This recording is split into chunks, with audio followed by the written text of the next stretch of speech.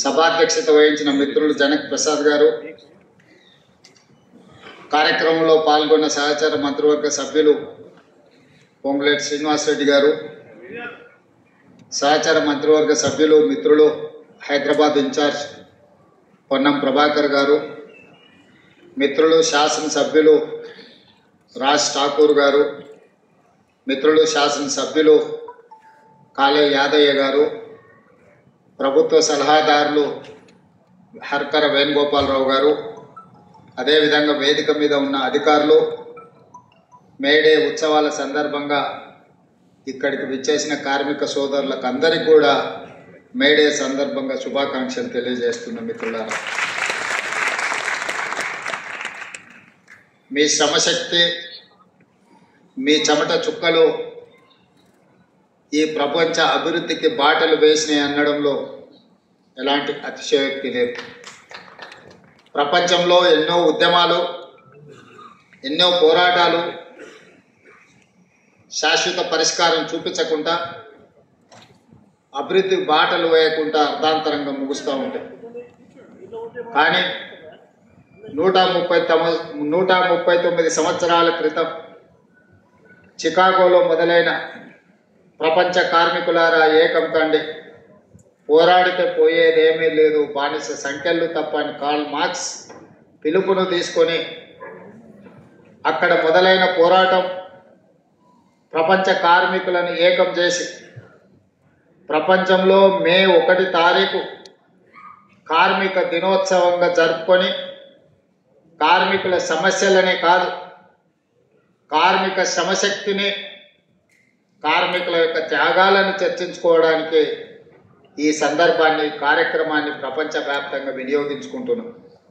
ఈరోజు తెలంగాణ రాష్ట్ర ప్రభుత్వం ఈ కార్యక్రమాన్ని అధికారికంగా నిర్వహించడమే కాకుండా ఈరోజు ప్రధానంగా తెలంగాణ ఉద్యమంలో భాగస్వాములైన సింగరేణి కార్మికులు, ఆర్టీసీ కార్మికులు, విద్యుత్ కార్మికులు, అసంఘటిత కార్మికులు, నూతనంగా గిగ్ వర్కర్స్ కూడా ఈరోజు ఈ కార్యక్రమంలో పాల్గొని తెలంగాణ రాష్ట్ర సాధనలో, ఈ కార్మికుల యొక్క పాత్ర సాధనలో మీ ప్రయత్నాలను గుర్తు చేసుకునే సందర్భం ఇదని చెప్పి నేను తెలియజేయదలుచుకున్నాను. మిత్రులారా, ఏ దేశమైనా ఆర్థిక రంగంలో అభివృద్ధి జరగాలి అని అంటే పరిశ్రమలు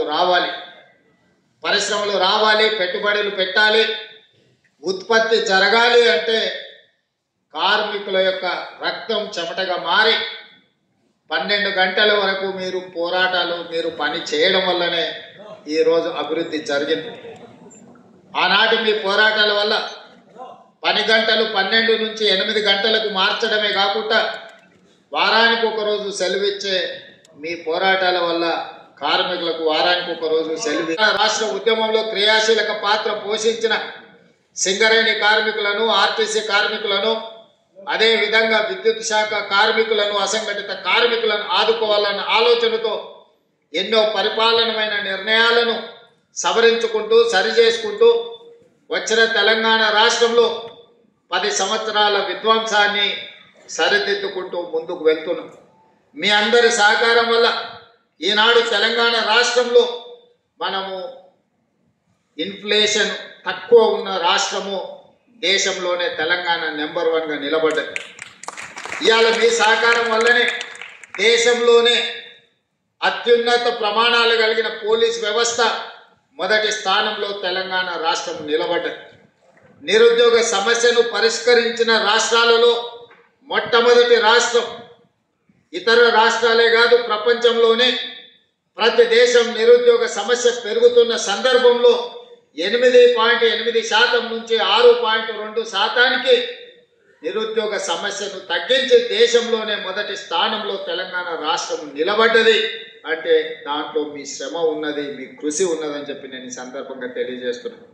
ఒకనాడు నష్టాల బాటలో ఉండి ఆత్మహత్యలు జరుగుతున్న ఆర్టీసీ ఈరోజు లాభాల బాటలో నడిచి మీ జీతాలు మీరు ఇచ్చుకోగలిగిన స్థాయికి ఈరోజు ఆర్టీసీ చేరుకున్నది అని అంటే ఈరోజు మీ శ్రమ, మీ కృషి ఎంతో ఉన్నది. అదేవిధంగా సింగరేణి సంస్థ లాభాలలో నడవడమే కాదు, ఈ రోజు ఈ వేదిక మీద జనక్ ప్రసాద్ గారు ఉన్నారు, మిగతా నరసింహారెడ్డి గారు, చాలా మంది సింగరేణి కార్మిక నాయకులు ఉన్నారు, ఇక్కడ సింగరేణి కార్మికులు ఉన్నారు. ఇప్పటి వరకు ఎప్పుడైనా మీ కాంట్రాక్ట్ అవుట్ సోర్సింగ్ కార్మికులకు బోనస్ ఎప్పుడైనా ఇచ్చిందా? మొట్టమొదటిసారి మన ప్రభుత్వం అవుట్ సోర్సింగ్ కార్మికులకు కూడా 5,000 రూపాయల బోనస్ ఇచ్చి మీ లాభాలలో మీకు వాటాలుగా మార్చి మిమ్మల్ని గుర్తించిన ప్రభుత్వం ఇది కాదా? సింగరేణి కార్మికులకు 1,90,000 బోనస్ ఇచ్చిన మాట నిజం కాదా? ఈరోజు ఏదైనా అనుకోని పరిస్థితుల్లో ప్రమాదం జరిగితే 1 కోటి రూపాయలు సింగరేణి కార్మికులకు బీమా పథకాన్ని అమలు చేయడమే కాకుండా మీ అవుట్ సోర్సింగ్ కార్మికులకు కూడా ఏదైనా జరిగితే 50 లక్షల రూపాయల బీమా పథకాన్ని మన రాష్ట్ర ప్రభుత్వం తీసుకొచ్చిన విషయం మీకు అందరికీ తెలుసు కదా. ఇదే కాదు, ఈరోజు తెలంగాణ రాష్ట్రం నుంచి పబ్లిక్ సర్వీస్ కమిషన్ పోటీ పరీక్షలకు ఎవరు ప్రిపేర్ అయినా ప్రతి పేదవాడికి సింగరేణి నుంచి ప్రిలిమినరీ ఎగ్జామ్స్ పాస్ అయితే 1,00,000 రూపాయలు, మెయిన్ ఎగ్జామ్స్ రాయడానికి వెళ్ళే వాళ్ళకు కూడా 1,00,000 రూపాయల పథకాన్ని సింగరేణి నుంచి మొదలుపెట్టి ఈసారి ఐఏఎస్లు ఐపీఎస్లల్లా అత్యధికంగా ఈ రాష్ట్రంలో నుంచి మనం ఎంపిక కావడానికి వాళ్ళు ఢిల్లీలో శిక్షణ పొందడానికి ఈరోజు సింగరేణి సంస్థ నుంచి మనం సహాయాన్ని అందించినాం. అదేవిధంగా ఈరోజు విద్యుత్ కార్మికులు, విద్యుత్ వ్యవస్థ పూర్తిగా చిన్నాభిన్నం అయిపోయి దివాలా తీసి ఉప్పగూలే పరిస్థితులు వచ్చింది. సదరన్ డిస్కామ్ కానీ, నార్థన్ డిస్కామ్ కానీ, జెన్కో కానీ, ట్రాన్స్కో కానీ ఈరోజు పూర్తిగా దెబ్బతిని 1,000 కోట్ల రూపాయల అప్పుల్లో మినిగిపోయినాయి. 10 సంవత్సరాలు ఈ సంస్థల్ని నిర్లక్ష్యం చేయడం వల్ల ఈరోజు ఆ సంస్థలు కుప్పగూలే పరిస్థితి వచ్చింది. అందుకే ఈరోజు ఒక పద్ధతి ప్రకారం సింగరేణి సంస్థల్ని లాభాల బాటలో నడిపించడమే కాదు, బొగ్గు ఉత్పత్తి పెంచి మీకు భవిష్యత్తులో కొత్త గనులను కూడా కేటాయించాలని, కొత్త గనులను తెరవాలని, నూతన ఉద్యోగ ఉపాధి అవకాశాలు కల్పించాలని ఈరోజు ప్రయత్నం చేస్తున్నాం. మీ కారుణ్య నియామకాలకు సంబంధించి గతంలో ఎన్ని నిబంధనలు ఉండేనో, ఎంత అవినీతి ఉండేనో మీకు తెలుసు. కానీ మన ప్రభుత్వం వచ్చిన తర్వాత కారుణ్య నియామకాలను సరళీకృతం చేయడమే కాకుండా దాదాపుగా 400 పైచిలకు కారుణ్య నియామకాలు సింగరేణి సంస్థలో మనం చేపట్టడం జరిగింది.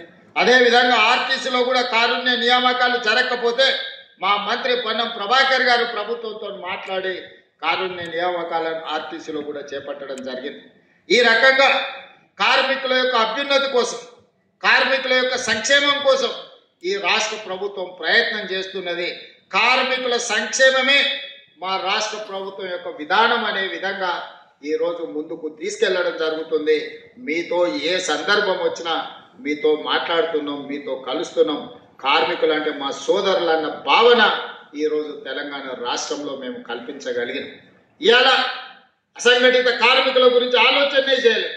ఈరోజు అసంఘటిత కార్మికులందరినీ ఒక దగ్గరికి పట్టుకొచ్చి రాష్ట్ర ప్రభుత్వం తొందరలో తీయబోయే పాలసీలో వాళ్ళందరి సూచనలు సలహాలు తీసుకున్నాం. ఈరోజు దేశానికే ఆదర్శంగా ఉండే విధంగా గిగ్ వర్కర్స్ విధానాన్ని ఈరోజు తెలంగాణ రాష్ట్ర ప్రభుత్వం తీసుకురాబోతుంది. అందరి అభిప్రాయాలు తీసుకొని ఈ మొన్న జరిగిన భారత్ సమ్మిట్లో ప్రపంచ దేశాల నుంచి వచ్చిన కార్మిక సంఘాల నాయకుల నుంచి కూడా మనం అభిప్రాయాలు తీసుకోవడం జరిగింది. ఇవన్నీ మీరు అండగా నిలబడి ఈ ప్రభుత్వాన్ని అధికారంలోకి ఈ పార్టీని తెచ్చినందుకే ఇవన్నీ సాధ్యమైంది. ఆనాడు రాహుల్ గాంధీ గారు కన్యాకుమారి నుంచి కశ్మీర్ వరకు 150 రోజులు 4,000 కిలోమీటర్ల పాదయాత్ర చేస్తూ మండు టెండల్లో, మంచు కొండల్లో మిమ్మల్ని అందరినీ కలిసి మీ ఆలోచనలు పంచుకొని ఆనాడు కార్మికులను, విద్యార్థులను, నిరుద్యోగ యువకులను, రైతు కూలీల సంఘాలను కలిసి వాళ్ళు వెలుపుచ్చిన అభిప్రాయాలను రాహుల్ గాంధీ గారు సేకరించి ఈరోజు కులగణన చేపట్టాలి అని చెప్పి ఆదేశాలు ఇచ్చింది. వారి సూచన మేరకు తెలంగాణ రాష్ట్ర ప్రభుత్వం చేపట్టిన కులగణన ఈరోజు దేశానికి ఆదర్శమైంది. తెలంగాణ రాష్ట్ర ప్రభుత్వం చేసిన చట్టం ఈరోజు కేంద్ర ప్రభుత్వం దేశంలో కూడా జనగణనలో కులగణన చేర్చి తొందరలోనే ఎవరు ఎంతమంది ఉన్నారో తేలుస్తామని చెప్పి ఈరోజు కేంద్ర ప్రభుత్వం ప్రకటించింది. అని అంటే ఈరోజు మీరందరూ అండగా నిలబడి తీసుకొచ్చిన ప్రభుత్వం తీసుకుంటున్న చర్యల వల్లనే ఈరోజు పేదవాళ్లకు న్యాయం జరుగుతున్నది. అందుకే మిత్రులారా, ఈరోజు కార్మిక సంఘాల నాయకులకు నేను విజ్ఞప్తి చేస్తున్నా. 60 సంవత్సరాలు 16 మంది ముఖ్యమంత్రులు 72,000 కోట్ల రూపాయలు అప్పు చేస్తే ఒక వ్యక్తి, ఒక పార్టీ, ఒక కుటుంబం 10 సంవత్సరాలలో 7 లక్షల కోట్ల రూపాయలు అప్పు చేసింది.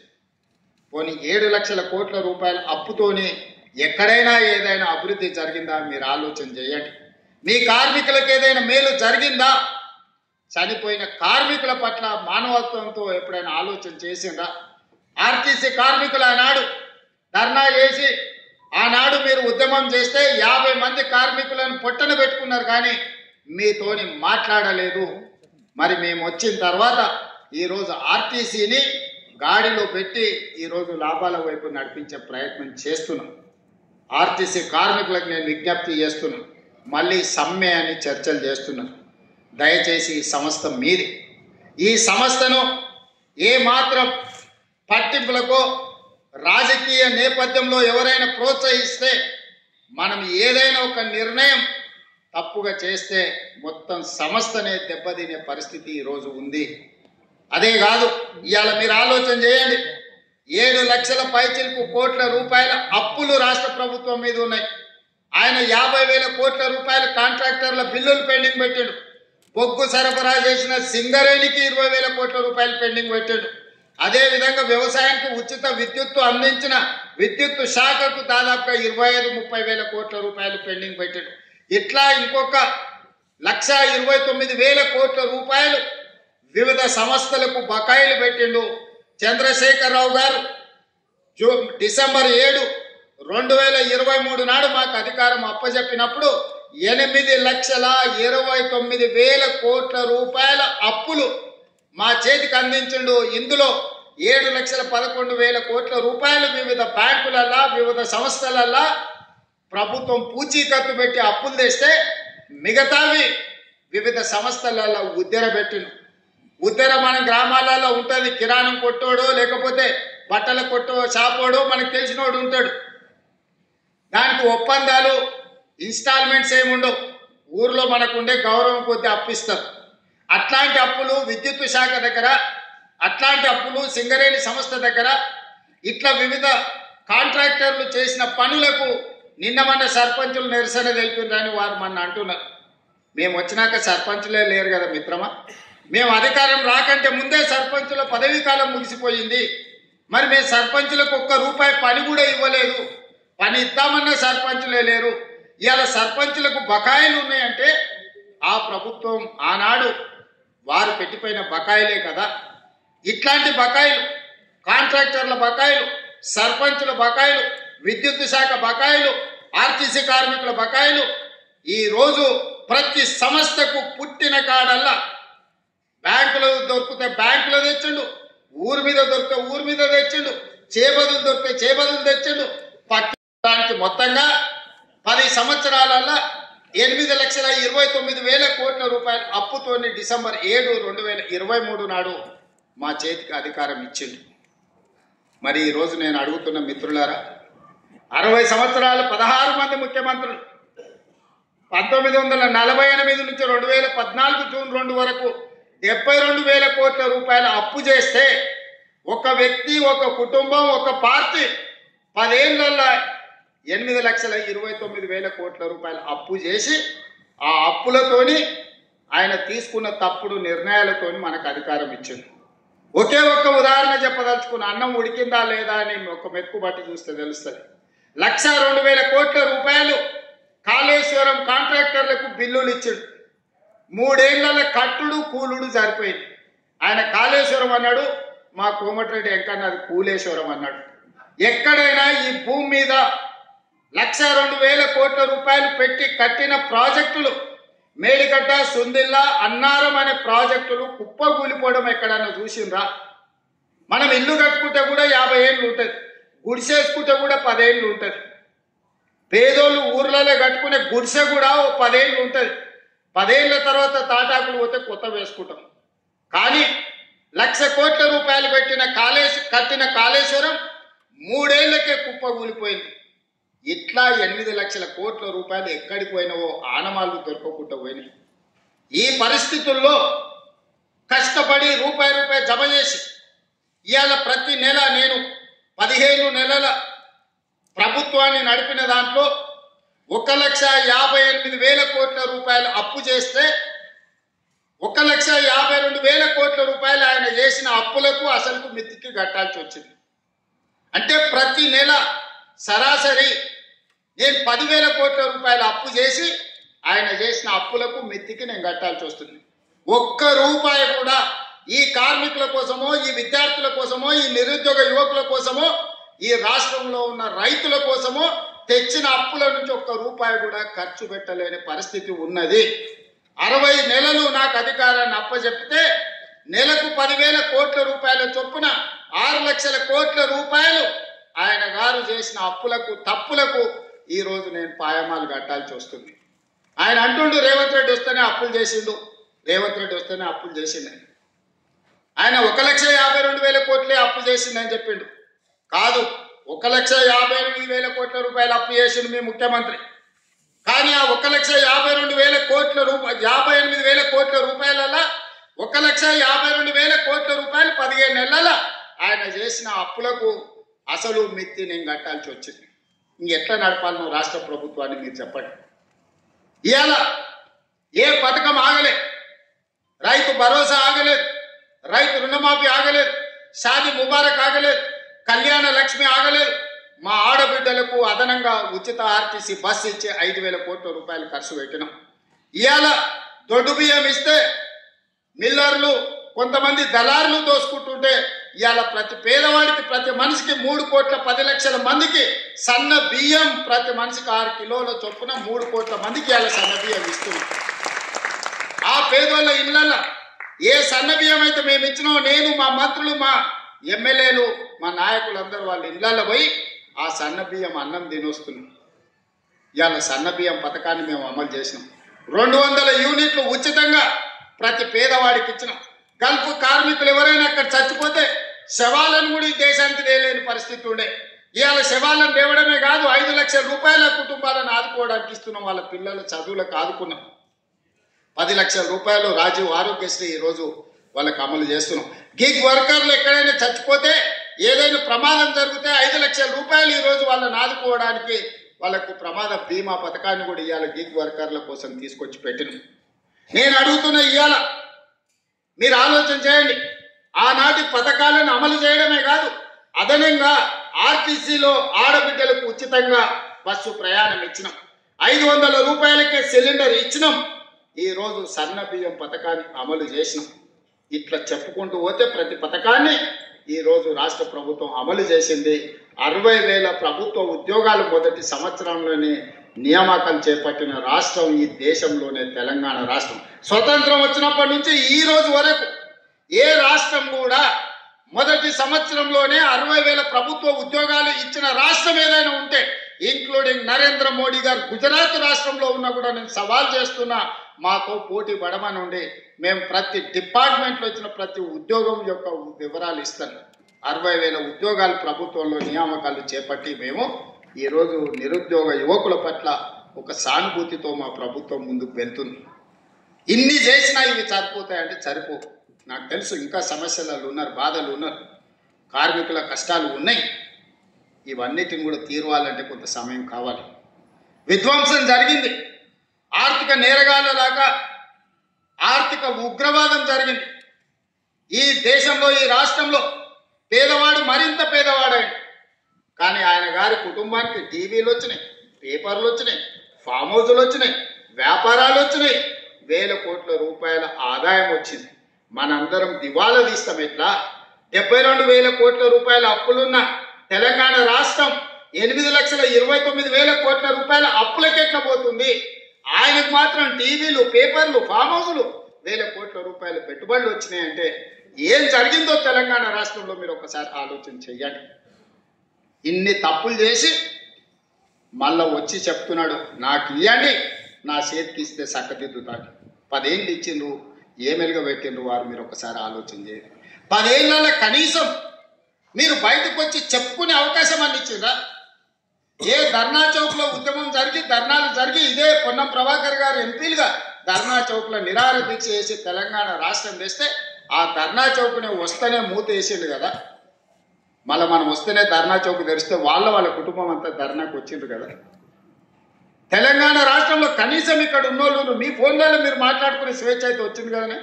గతంలో ఎప్పుడైనా మీరు ధైర్యంగా ఎవరితోనైనా మీ ఫోన్లలో మీరు మాట్లాడుకుర్రా? కుటుంబ సభ్యులతోనైనా మీరు స్వేచ్ఛగా ఫోన్లలో మాట్లాడుకునే పరిస్థితి ఉండే నా 10 సంవత్సరాలలో. ఇవాళ మీకు ఏం చేసినా చేయకపోయినా మీ స్వేచ్ఛ మీకు వచ్చింది కదా, మీరు కులాసగా మాట్లాడగలుగుతున్నారు కదా. మీకు స్వేచ్ఛ ఇచ్చినాం, మీకు సంక్షేమం ఇచ్చినాం, అభివృద్ధి కార్యక్రమాలు చేపట్టినాం. ఈరోజు ఐటీఐలు 1956లో మొదలు పెడితే ఈనాడు సిలబస్ మారిపోయింది, అవసరాలు మారిపోయినాయి. అంటే వాటి ఏటీసీలుగా మార్చి అడ్వాన్స్డ్ టెక్నాలజీ సెంటర్స్గా మార్చి 100 ఇన్స్టిట్యూట్లను 100 నియోజకవర్గాలలో ప్రారంభించాలని 2400 కోట్లతో అభివృద్ధి పథకం వైపు నడిపిస్తలేమా? ఈరోజు ఒక పక్కన సాంకేతిక నైపుణ్యం అవసరం ఉన్నది, ఇంకొక పక్కన సంవత్సరానికి 1,10,000 ఇంజనీరింగ్ విద్యార్థులు ప్రతి సంవత్సరం పాస్ అవుతారు. కానీ ఇక్కడ పరిశ్రమల అవసరానికి వీళ్ళు చదువుకు పొంతన లేదు. There is a gap between demand and supply. అందుకే ఆలోచన చేసి ఈరోజు స్కిల్ యూనివర్సిటీస్ని పెట్టినాం. యంగ్ ఇండియా స్కిల్స్ యూనివర్సిటీ మనం ప్రారంభించుకున్నాం. ప్రతి విద్యార్థికి సాంకేతిక నైపుణ్యాన్ని నేర్పాలి, చదువుకునేటప్పుడే శిక్షణ ఇవ్వాలి. వాళ్ళకి ఏ కోర్సు నేర్చుకుంటే వాళ్ళకు ఉద్యోగం వస్తుందో వాటినే అక్కడ నేర్పించాలి. ఆ నేర్పించడానికి ఆ సంస్థలకే అవకాశం ఇవ్వాలి అని చెప్పి ఈరోజు యంగ్ ఇండియా స్కిల్స్ యూనివర్సిటీని మనం ప్రారంభించుకున్నాం.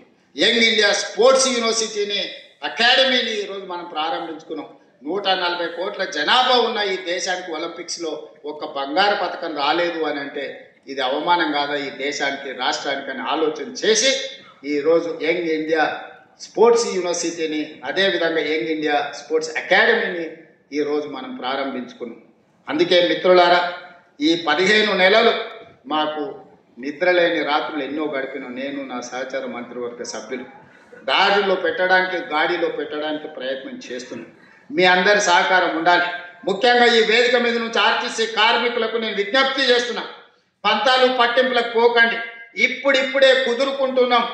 ఏదైనా విషయాలు ఉంటే మా మంత్రి గారితో చర్చించండి. చేయగలిగింది ఏదున్నా చేస్తాం, లేదా రాష్ట్ర ప్రభుత్వానికి వస్తున్న ఆదాయం మీ చేతికే ఇస్తాం. ప్రతి నెల ఈ రాష్ట్ర ప్రభుత్వానికి వస్తున్న ఆదాయం 18,500 కోట్ల రూపాయలు. ఇందులో 6,500 కోట్ల రూపాయలు అప్పులకు కడుతున్నాం. 6,000 కోట్ల రూపాయలు జీత భత్యాలు పెన్షన్లకు ఇస్తున్నాం. దాదాపుగా 13,000 కోట్ల రూపాయలు తీస్తే మా చేతులు ఉన్నాయి 5,500 కోట్ల రూపాయలు. ఇందులో మీకు ప్రతి సంక్షేమ పథకం అమలు చేయాలి. కనీసం 22,500 కోట్ల రూపాయలు ఉంటే ప్రతి నెల ప్రాథమిక అవసరాలు తీర్చుకోగలుగుతాం. కాంట్రాక్టర్లకు బిల్లులు ఇవ్వాలంటే నెలకు నాకు 30,000 కోట్ల ఆదాయం కావాలి. మరి ఈరోజు 12,000 కోట్ల ఆదాయం తక్కువ ఉంది. నా అవసరాలకు, నా ఖర్చుకు ఒక కుటుంబంలో ఒక కార్మికుడు నెల జీతాన్ని తీసుకుంటే ఇంటి అద్దె, పిల్లల చదువులు, దవాఖాన ఖర్చులు, అదేవిధంగా ఇతర అవసరాలు అన్నీ లెక్కేసుకొని ఒక పాలకెంత, నీళ్ళకెంత, ఉప్పుకెంత, పప్పుకెంత, మంచి నూనెకెంత, భార్య బిడ్డలకెంత, అమ్మ నాయనకు వైద్యానికి అవసరమైతే ఏం ఖర్చు అని అన్నీ లెక్కేసుకొని బడ్జెట్ పద్మనాభం లాగా నెల జీతాన్ని ఎట్లా ఒక కార్మికుడు లెక్కేసుకుంటాడో తెలంగాణ రాష్ట్ర ముఖ్యమంత్రి ఇదంతా మన కుటుంబం అనుకొని నేను లెక్కలేసుకున్న లెక్కలని మీ ముందర పెడుతున్నాను. ఏ కార్మిక సంఘాల నాయకులకైనా నా విజ్ఞప్తి ఒకటే, ఆర్థిక మంత్రిని, ప్రధాన కార్యదర్శిని, అదేవిధంగా ఫైనాన్స్ సెక్రటరీని అందరిని మీ దగ్గర కూర్చోబెడతా. వచ్చే ఆదాయం మొత్తం మీ చేతిలో పెడతా. ఏదాపమంటారో ఏడ ఖర్చు పెట్టమంటారో మీరే చెప్పురు. అనా పైసా కూడా నేను ఇంటికి తీసుకెళ్ళాను, ఒక్క పైసా కూడా అవినీతికి పాల్పడను. నేను మీకు మాట ఇస్తున్నా. మీరే చెప్పండి, మీరే ఒక అడ్వైజరీ బోర్డు పెట్టుకోండి, మీరే సూచన చేయండి. ఇప్పుడిప్పుడే పట్టాలు ఎక్కుతున్న ప్రభుత్వాన్ని మళ్ళీ సమ్మెల పేరు మీద ఇతర కారణాల చేత ఏదైనా మనం అనుకోని తప్పు జరిగితే ఇక మళ్ళీ పునరుద్ధరించడానికి కూడా అవకాశం లేని పరిస్థితులు ఉన్నాయి. మనకు అప్పుడప్పుడు ఆరోగ్యం బాగాలేనప్పుడు పథ్యం పాటిస్తాం. చాలా మంది ఊర్ల నుంచి వచ్చిన వాళ్ళు ఊర్లలో పెద్ద మనుషులు అంటారు కదా, కొంచెం పథ్యం ఉండాలని ఆయన. కొంచెం ఆరోగ్యం బాగాలేనప్పుడు చికెన్ మటన్ తినొద్దు, నూనె వస్తువులు తినొద్దు అంటారు కదా, కొంచెం వెజిటేరియన్ తినొద్దు అంటారు కదా. రాష్ట్ర ఆర్థిక వ్యవస్థ కూడా ఆరోగ్యం బాగలేదు. జర అందుకే మనం జర వెజిటేరియన్ పండ్లు ఫలాలు కూరగాయలు తిని కొంతకాలం కొంత జాగ్రత్తగా ముందుకు వెళ్ళాలి. మనకు ఆరోగ్యం బాగాలేనప్పుడు ఏమంటారు, పండ్లు తినుండి ఇడ్లీ తినుండి కొంచెం జాగ్రత్తగా ఉండురి అని అంటారు కదా. రాష్ట్ర ఆర్థిక ఆరోగ్యం కూడా బాగలేదు. అందుకే మీరు అందరు సహకరించండి. మీరు మా కార్మిక సోదరులు, మీరు మా కుటుంబ సభ్యులు, మీరు కొట్లాడితేనే తెలంగాణ రాష్ట్రం వచ్చింది. మీరు మద్దతు ఇస్తేనే ఈ ప్రభుత్వం ఏర్పడ్డది. ఈ ప్రభుత్వం ఏర్పడ్డదంటే మా గొప్పతనం కాదు, అందులో మీ కష్టం ఉంది, మీ శ్రమ ఉంది, మీ కృషి ఉంది.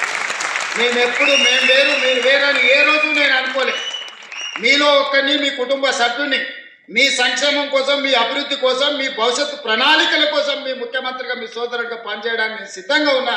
నాకు ప్రతి నెల వస్తున్న ఆదాయం 18,500 కోట్ల రూపాయలు. ఈ 18,500 కోట్ల రూపాయలు మీ చేతుల్లోనే పెడతా. బ్యాంకులకు కట్టుండి నా ఉద్యోగస్తులకు ఇచ్చే జీతాలు వాళ్ళకి ఇవ్వండి, రిటైర్ అయిన వాళ్ళకి పెన్షన్ ఇవ్వండి, మిగతాది ఏడ ఖర్చు పెట్టమంటారో మీరే చెప్పుంది. సన్నబియ్యానికి ఇద్దామా, ఉచిత కరెంటుకి ఇద్దామా, ఆర్టీసీ బస్సుకి ఇద్దామా, షాది ముబారక్ ఇద్దామా, కళ్యాణ లక్ష్మికి ఇద్దామా, లేకపోతే ఇంకేదైనా ఆడంబరాలు చేసుకుందామా, మీరు ఎట్లా చెప్తే గట్లనే రాష్ట్ర ప్రభుత్వాన్ని నడపడానికి నేను సిద్ధంగా ఉన్నా. దీంట్లో అబద్ధాలు లేవు. ఎవరైనా ఇంతకు మించి చెప్తే లెక్కలైనా మీరు చూడండి. మొత్తం అందరిని పిలిచి కూర్చోబెట్ట. మీరే ఒక సింగరేణి నుంచి, ఆర్టీసీ నుంచి, విద్యుత్ శాఖ నుంచి, అసంఘటిత కార్మికుల నుంచి మీరు ఒక కమిటీ వేసుకోండి. మీ ముందల మొత్తం లెక్కలని ముందల పెడతా. మరి ఆ లెక్కల ప్రకారం ఎట్లా నడుపుకుందామో ప్రభుత్వం చెప్పండి. ఇవాళ ఎవడో కూడా వచ్చి చెప్తాడు, జర మంచిగా ఉన్నాం, బాగానే ఉన్నాం, సంతోషంగా ఉన్నాం, కనీసం 1వ తారీఖు కాకపోతే 6వ తారీఖు నాడు జీతాలు వస్తున్నాయి. తెలంగాణ గొప్పగా పరిపాలించిన అన్నాడు. 10 ఏళ్ళలో ఉన్నాడని 1వ తారీఖు నాడు జీతాలు ఇచ్చిండు. ఆ సోదరులారా, ప్రభుత్వ ఉద్యోగస్తులను గుండె మీద చేసుకొని చెప్పమని ఉంది. ఎన్నడన్నా ఆర్థిక పరిస్థితి బాగుంటే ఈ ప్రభుత్వం కోసం 30 రోజులు పనిచేసే కార్మికుడు కానీ, ఉద్యోగి కానీ నెల జీతం మీదనే జీవితాన్ని గడిపే వాళ్ళకు మొదటి మీ సోదరుడు ముఖ్యమంత్రి అయిన తర్వాత ప్రతి నెల ప్రభుత్వ ఉద్యోగస్తులకు జీతం పడుతుందా లేదా మీరు చెప్పండి. మీరు ఆలోచన చేయండి. మీరు గుండె మీద చేయి పెట్టుకొని చెప్పండి. ఆనాటికి ఈనాటికి ఉన్న తేడాను ప్రజలకు వివరించండి. ఉన్నది ఉన్నట్టు మీకు చెప్తున్నా. ఏది దాచిపెట్టే అవసరం నాకు లేదు. అబద్ధాలతోనే రాజకీయం నడవదు. నేను అబద్ధాల ప్రాతిపదికన పరిపాలన చేయదలుచుకోలేదు. కష్టమైన, నిష్ఠూరమైన, వినడానికి కొంత కఠినంగా ఉన్నా ఉన్నది ఉన్నట్టు మీకు చెప్పదలుచుకున్నాను. మా పొన్నం ప్రభాకర్ గారు ఎట్లనైనా ఈ సమ్మెను వాయిదా వేయించాలి, ఎట్లా చేయాలి, ఏదో ఒకటి ఇప్పటికాడికి ఒప్పుకుందాం అంటుండు. ఒప్పుకుంటే అబద్ధమే అవుతుంది. ఏదో దగ్గర ఒకటి ఆపాలి. ఏది ఆపాలో మీరే చెప్పండి. ఏది లేదు. నాకు ప్రతి నెల కనీస అవసరాలు తీరాలంటే 22,500 కోట్లు కావాలి. ఇప్పుడు నాకు వస్తున్నది 18,500 కోట్లే. ఇంకొక 7,500 కోట్లు ఉంటే ఆయన 50,000 కోట్ల రూపాయల కాంట్రాక్టర్లకు పెండింగ్ పెట్టిపోయి నాకు ఇవ్వాలి. మన దగ్గర ఉన్నది ఇదే. అసలుకే నాకు తుట్టి ఉన్నది.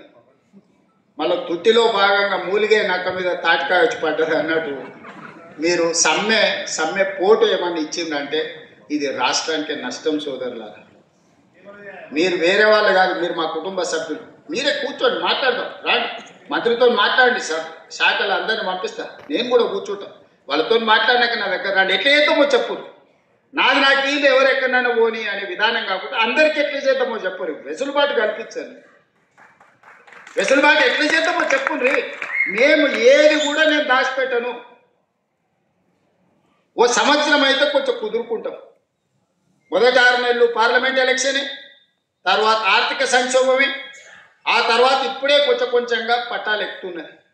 ఇప్పుడు మళ్ళా ఏదైనా అవతల కడుపు మంటతోని, అసూయతోనో, విషం నింపుకొని, ఆలోచనలతోని కొన్ని తప్పుడు మాటలు, తప్పుడు ఆలోచనలు చెప్పి అట్లెందుకు చేయరు, ఇట్లెందుకు చేయరు, ఇప్పుడు చేయాలి కదా, అప్పుడు చేయాలి కదా, 10 ఏళ్ళు చేయలేనోడు అంటే వచ్చి మనకు చెప్తున్నాడు.